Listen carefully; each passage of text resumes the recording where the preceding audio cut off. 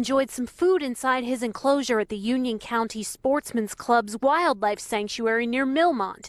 This is where Dylan has lived for 16 years. But if PETA gets its way, Dylan will be moving. About 6 months ago, someone filed a complaint to PETA about Dylan's living conditions.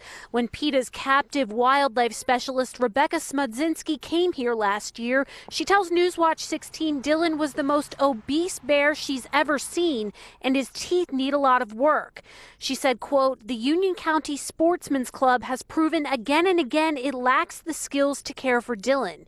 Dylan will die if he remains there." Recently, actor Alec Baldwin joined the fight by sending a letter to Governor Tom Wolf, which says, "I respectfully ask that you use your power to ensure that authorities hold the club accountable." Baldwin's letter says PETA has secured placement for Dylan at a wildlife sanctuary in Colorado and will transport and care for him at no cost to the Sportsman's Club. A spokesperson for Wolf said, "We have not yet officially received the letter, but we are looking into this matter.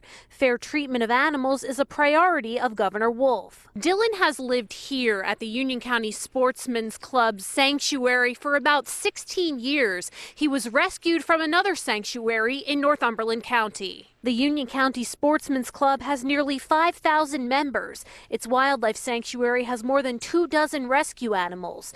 The club's president, Bear Spangler, did not want to speak on camera, but he tells Newswatch 16 all of the animals get regular medical care. He said, quote, "We had state and federal inspectors here last week. We meet all of their criteria." Dylan is cared for by a veterinarian in Northumberland County. He told Newswatch 16 it could be risky to sedate Dylan to move him or work on his teeth. Both PETA and the Sportsman's Club say they will continue to fight for Dylan. Nikki Kreis, Newswatch 16, Union County. Schuylkill